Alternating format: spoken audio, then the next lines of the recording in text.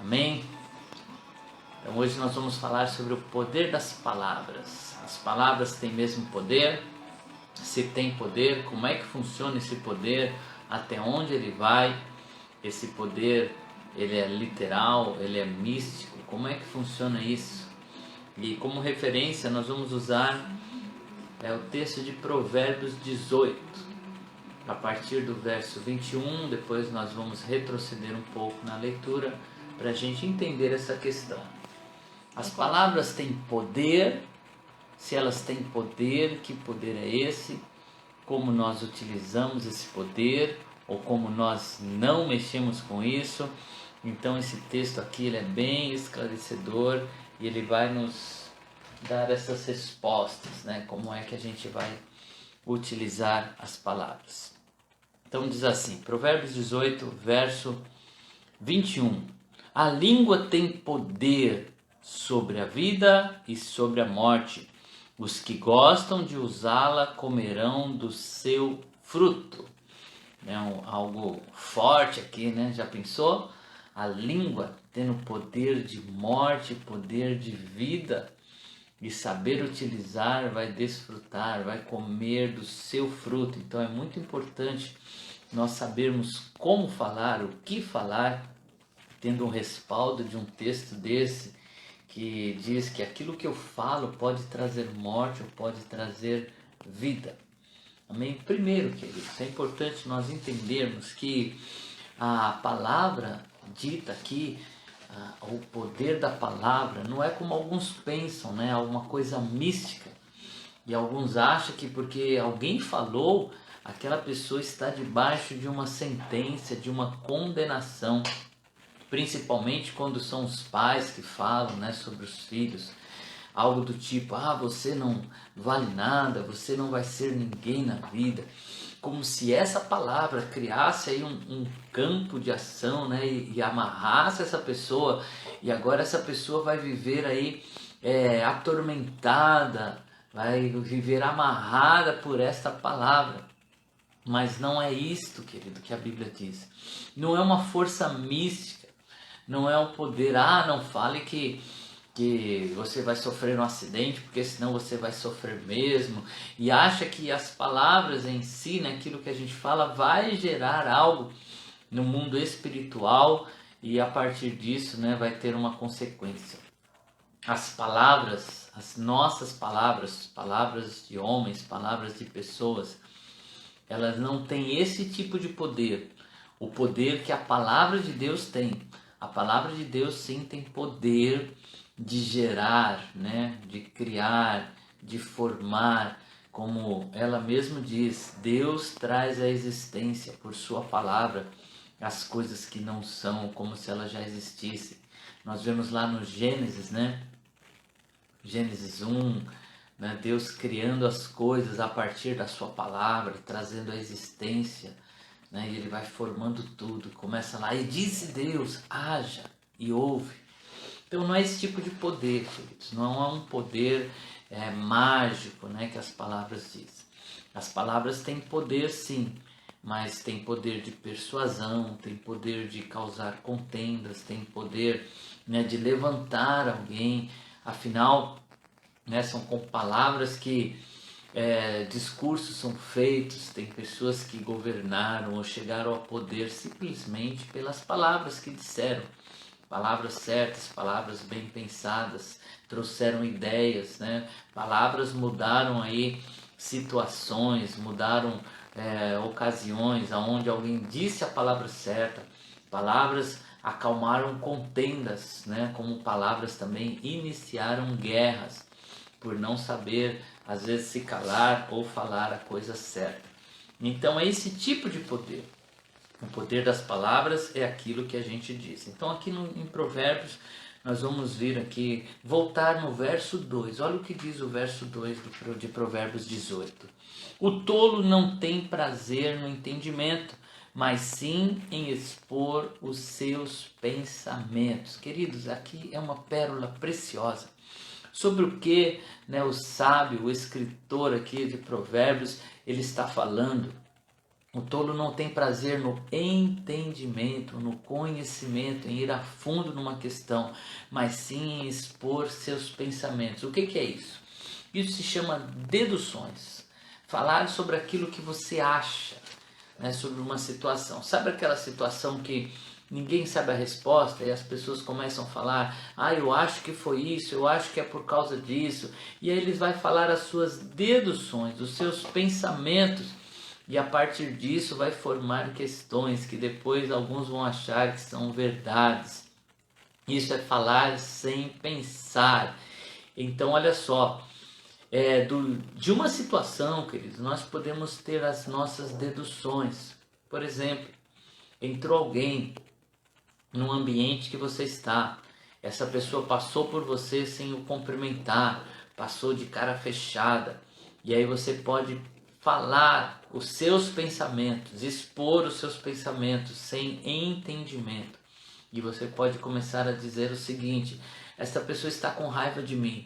Ela passou, ela não me cumprimentou. Puxa, foi algo que eu fiz? Olha só que pessoa mal educada. E aí começa a falar os seus pensamentos. Não, isso não é entendimento. Ele não perguntou para aquela pessoa o que ela tinha, se ela estava com raiva. De repente essa pessoa entrou ali com algum problema, alguma dor, essa pessoa está ferida ou está tão preocupada com algo, focado, e ela vai direto, né, tentar resolver. Mas nós tiramos a nossa dedução daquilo e começamos a falar. Isso é tão perigoso, queridos, porque nós falamos algo que nós achamos que é e não o que é. Isso não é verdade. Então aqui em Provérbios 2 vai falar de falar sobre nossas próprias deduções, algo que você não averigou. Ou por exemplo, vemos lá uma pessoa junto com a outra. Nossa, aquele homem é casado, eu vi ele conversando com uma mulher. Ah, eu acho que eles têm alguma coisa. E já começa a falar, né? Isso já vira-se a tal da fofoca. Então a pessoa fala dos seus pensamentos. E daqui a pouco aquilo virou, né, um mal terrível. Ninguém foi perguntar, entender o que eles estavam conversando, sobre o que estavam conversando. É muito perigoso, gente, nossas deduções. E a partir de uma situação nós vamos falando o que nós pensamos. Isto não é certo, né? Isso se chama julgamento e é o julgamento que Deus condena. É falar sobre a intenção da pessoa. Ah, eu acho que a pessoa fez isso por vingança, eu acho que ela fez isso por algum sentimento, e nós começamos a avaliar qual era o sentimento que a pessoa tinha no coração, e nós somos incapazes de fazer isso, e Deus condena quem faz isso. Julgar a intenção do outro. Ah, você fez isso porque você estava com raiva de mim. Nós não sabemos se a pessoa estava com raiva. Então nós começamos a falar sobre intenções, sobre coração, e só Deus tem acesso ao coração, e a própria pessoa é quem pode dizer. Agora vamos para o verso 4. Olha o que diz o verso 4. As palavras do homem são águas profundas, mas a fonte da sabedoria é um ribeiro que transborda. Olha só, aqui vai falar do poder das palavras que edificam, que as palavras são águas profundas, né?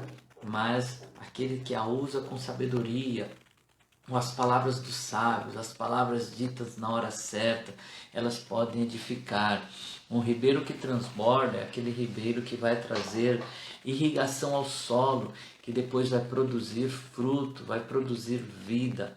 A água, né, produz vida, e a água de um ribeiro, né, quando nós usamos essa palavra, geralmente é um lugar, é um rio de águas limpas. Então, quando ele transborda, ele irriga o solo e aí traz vida. Saber dizer a palavra certa, saber não se precipitar, é tão importante, é tão precioso. Esse é o poder de trazer vida nas palavras. Você encontrar alguém abatido e trazer para ele uma palavra de ânimo, né? Uma palavra que vai curá-lo, que vai fortalecê-lo. Olha só o que diz o verso 6. As palavras do tolo provocam briga, e a sua conversa atrai açoites. Então aqui vai falar quando é que as palavras causam morte. As palavras do tolo trazem briga, contenda. Ele vai dizer, né, vai colocar uma pessoa contra o outro. Muitas vezes vai usar até a mentira para fazer isso. Pessoas que têm prazer na contenda, ou vai falar isso em benefício próprio. Ele tem ciúmes de alguém e por isso ele vai lá jogar um contra o outro, né, para tentar ter amizade de uma pessoa a partir da discórdia, a partir da contenda, né? Então isso vai trazer para si mesmo o castigo. O verso 7 diz assim: a conversa do tolo é a sua desgraça.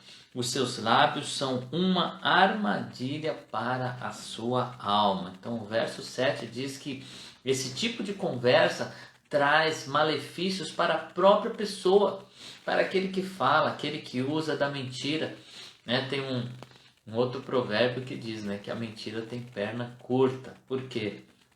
Ela não vai longe, uma hora ela é descoberta. E quando ela é descoberta, ela vai trazer uma coisa tão terrível, que é a desconfiança. Ela vai levar embora, né, esse sentimento de confiança, porque alguém que fala mentiras, ele perde a confiança do outro. Então ele vai trazer para si mesmo a desgraça, vai trazer aí as doenças, vai trazer sobre si o açoite, né? E é uma armadilha, porque uma palavra falsa, né? Uma hora ela acaba sendo descoberta, sendo exposta. E ela é uma cilada, né? A pessoa às vezes confia na mentira. Ah não, se eu falar a verdade eu vou me dar mal. Ele vai e cria a mentira. Olha só, isso é muito importante, é muito sério também. A Bíblia, ela atribui apenas uma paternidade ao diabo. A Bíblia diz que o diabo ele é mentiroso e pai da mentira. Todas as vezes que eu uso a mentira, eu estou usando um produto das trevas, um produto maligno, um produto do diabo. Como é que isso pode trazer algum benefício com a mentira? A mentira não traz benefício algum. Jesus expôs as intenções do diabo e ele disse que ele veio para roubar, matar e destruir. A princípio parece que está funcionando, né? Mas isso vai virando uma bola de neve, vai aprisionando a pessoa. Não existe mentirinhas ou mentira sadia. Todas as mentiras têm consequências, porque elas são geradas no inferno, né? São geradas pelo nosso inimigo, pelo inimigo da nossa alma. E todas as vezes que nós usamos esses argumentos, usamos a mentira, nós estamos usando um produto patenteado pelo diabo. E nós sabemos que o final vai ser ruim, vai ser mal. Então não podemos, né, usar a mentira, ela vai nos destruir. O verso 8 vai falar sobre isso. Olha, a palavra do caluniador são como petiscos deliciosos, descem até o íntimo do homem. Nós não podemos nos alimentar disto, porque a mentira ela vai gerar mentira. Ela é como algo que não sacia, né? O petisco é isso, não é? Você põe ali e vai comendo, comendo, comendo e vai querendo mais e aquilo parece que não enche, né? Nós fomos na casa da minha mãe nesse final de semana e a minha irmã, ela é uma exímia pipoqueira, né? Ela fez lá uma bacia de pipoca e eu e a Juliana ficamos ali, né, conversando, assistindo e vai uma. Quando a gente viu, nós já tínhamos comido aquela bacia inteira de pipoca. Então ela vai gerar vontade demais. E a pessoa que entra por esse caminho vai se acostumando. Quando ela se vê, ela já está tão amarrada que ela não consegue mais falar algo sem usar a mentira. Vamos pular para o verso 13, que vai nos ensinar até como lidar, né, com o famoso fake news, que agora se tornou algo tão contagiante, né? Está em todo lugar e a gente precisa tomar muito cuidado com aquilo que nós reproduzimos. O verso 13 diz assim, olha só: quem responde antes de ouvir comete insensatez e passa vergonha. Responder antes de ouvir, ou propagar aquilo sem um conhecimento mais profundo. Você não esperou, não foi a fundo naquilo, não ouviu todas as partes, e aí você toma partido, começa a falar, e quando você se vê, você está reproduzindo algo que não é verdadeiro, e aí você vai passar vergonha. Escute primeiro, né? Ouça bem, para depois você tirar as suas conclusões, para depois você ter uma ação. Então não fale precipitadamente, verifique as duas partes, né? Sempre existe mais de uma versão e nós precisamos ouvir, ir atrás, buscar, ver se aquilo é verdadeiro, para não falarmos com insensatez ou com falta de conhecimento. E o verso 15 vai reforçar isso. Olha o que diz: o coração do que tem discernimento adquire conhecimento, os ouvidos dos sábios saem à sua procura. Então os ouvidos do sábio vai sair à procura do conhecimento. Ele vai entender, ele vai pesquisar primeiro. Para falar, ele vai verificar as fontes, vai saber se aquilo realmente é uma verdade. Antes de falar, nós vamos buscar mais sobre o assunto, vamos entender. Isso é buscar a sabedoria para podermos falar. Então nós vamos chegar aqui no verso 21, que é o verso que a gente leu a princípio. A língua tem poder sobre a vida e sobre a morte. Os que gostam de usá-la comerão do seu fruto. Pastor, mas eu ouvi dizer, né, de uma pessoa que ouviu lá uma palavra do pai, da mãe, de uma liderança, de alguém, e essa palavra destruiu, feriu. Sim, as palavras ferem, mas não é o poder da palavra que vai causar a destruição em si, de uma forma mística, né? O pai falou que o filho não vai ser nada, agora o filho não vai ser nada. Se ele realmente der crédito a isso, ele próprio, ferido com aquilo, vai ter, né, pouca ação, porque se ele acreditar nesta palavra, esta pessoa se tornou um Deus para ele, e ele acreditou realmente que não é ninguém.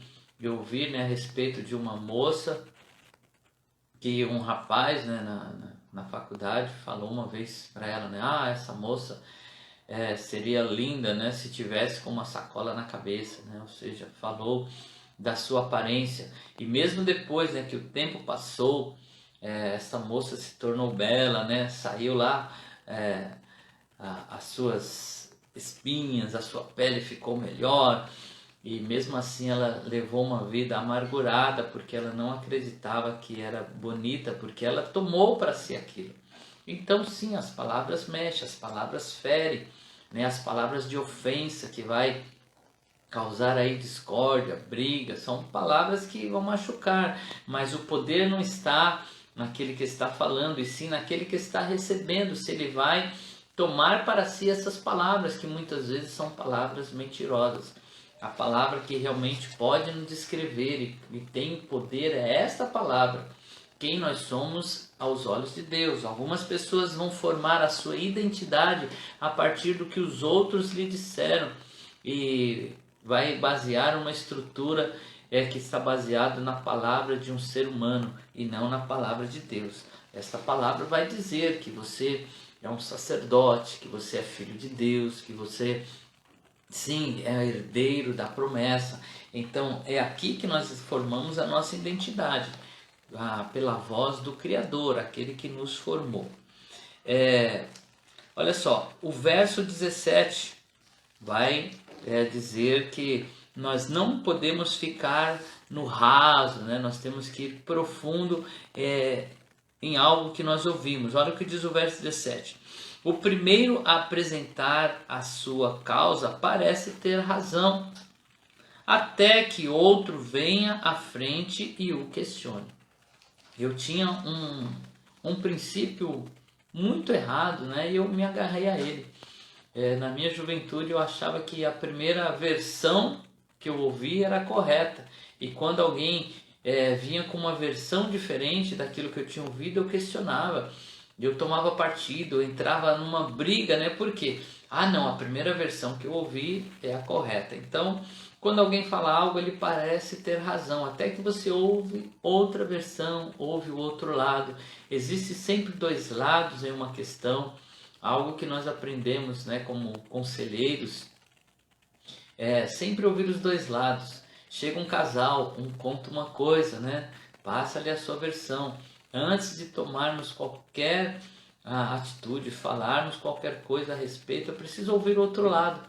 E quando a gente ouve o outro lado, parece que aquilo não era tão assim, né?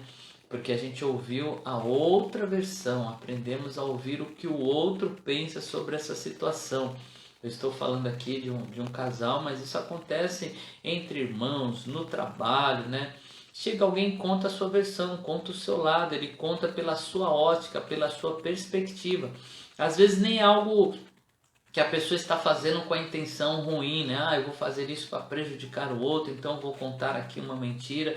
Na verdade é o seu ponto de vista, que muitas vezes vai ter lá um pouquinho do verso 2, né? Ele está falando aquilo pelas suas deduções. Ah, o outro fez isso para me sacanear, ele fez isso com maldade. Mas quando você vai ouvir, muitas vezes a intenção do outro era uma intenção muito boa, mas que não chegou, né, com o objetivo certo, não chegou de forma correta. Então, ouça as versões, vai atrás, né, daquilo que você está ouvindo. Você vê que para falar do poder das palavras, nós temos que falar sobre aquele que falou e sobre o que ouviu. Muitas vezes o problema está não no que foi dito, mas na forma como o outro interpretou o que foi dito.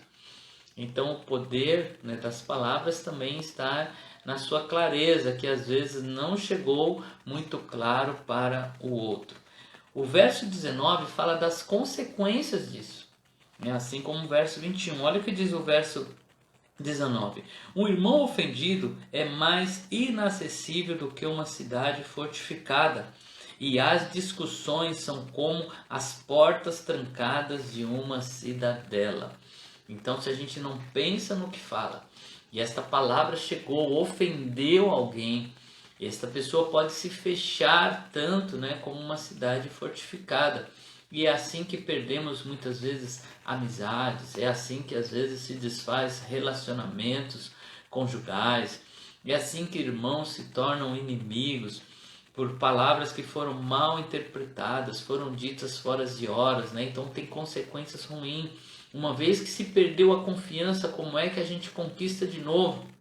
Imagine alguém que, por falar mentiras, perdeu a confiança. Como é que ele vai reconquistar de novo isso? Quanto tempo vai? E se vai conquistar novamente? É o perigo, né, de usar aí argumentos falsos, usar a mentira. Então pode desfazer amizades, romper relacionamentos, desconstruir uma unidade, que é algo que Deus tanto preza. Jesus Cristo morreu, ressuscitou para nos ensinar isso. E na sua oração sacerdotal, né, Jesus diz: Pai, que assim como eu sou um contigo, eles sejam um comigo e uns com os outros, né? Então Deus preza pela nossa unidade. Uma palavra dita fora de hora ou impensada pode gerar aí uma discórdia. Verso 20 aqui para a gente encerrar. Do fruto da boca enche-se o estômago do homem, e o produto dos lábios o satisfaz. Então, cuidado com o que você se alimenta, cuidado com os petiscos, né? Que isso não se torne algo que nos atrai. Tem gente que não consegue se livrar, né, da fofoca, que é algo que Deus odeia. Tem um provérbio que diz, né, que existem 6 coisas que Deus odeia e a 7ª ele abomina, e é justamente aquele que causa discórdia entre os irmãos. E tem gente que fica se alimentando disso, fica acompanhando os programas, né, de fofocas, ele quer ouvir, quer saber. A pessoa se torna tão curioso por coisas que não devem ser, coisas que não devem nos atrair. Se é para sermos curiosos, né, que sejamos curiosos em conhecer mais da palavra de Deus, em saber da verdade, né? Em ouvir o bem. Então cuidado para não se tornar, né, alguém que se alimenta disso, se alimenta dessas coisas ruins. E nós temos prazer na lei do Senhor, na sua palavra, e a palavra tem este poder. Não o poder místico, como alguns acreditam, né? Ah, a pessoa falou, agora vai acontecer. Ah, você tem que falar declarações positivas, né? Tem que ter aí o poder de falar coisas que vão te levar a algum lugar. Queridos, nós temos que vigiar, né? Como a Sueli colocou aqui, temos que estar vigiando sobre o que nós dizemos, sobre o que nós falamos, mas não é um poder místico, são consequências sim daquilo que nós falamos ou daquilo que ouvimos, como a pessoa ouve, como interpreta. Por isso, verifique, né, algo que chegou para você, não saia falando, reproduzindo. Ah, mas quem falou é uma pessoa que eu confio, mas ela pode ter recebido de uma outra pessoa e também não tomou o mesmo cuidado de verificar, e aí quando a gente vê, nós estamos propagando o mal, propagando a mentira, propagando o erro. Amém, queridos? Que Deus te abençoe nesta manhã. Vamos juntos orar, que Deus sempre nos dê esse discernimento, esse cuidado com o que nós falamos e o cuidado naquilo que nós ouvimos. Amém? Querido Deus, a Tua palavra ela é poderosa. A Tua palavra, Senhor, cria a partir do nada, pois quando o Senhor fala, o Senhor traz à existência as coisas que não são, como se já fossem. O Senhor nos criou pelo poder da Sua palavra. A matéria foi criada a partir da Tua palavra. Oh Deus, e o Senhor rege os céus e a terra. Com a Sua palavra, o Senhor faz decretos e eles se cumprem. As Tuas promessas são fiéis e verdadeiras. E a Sua palavra, ela é tão viva que ela se materializou em Seu Filho Jesus Cristo. A palavra que ganhou vida, habitou entre nós para nos amar e nos fortalecer e propagar o bem. Ó Deus, a Sua palavra cura, a Sua palavra, Senhor, restaura o homem, dá direção.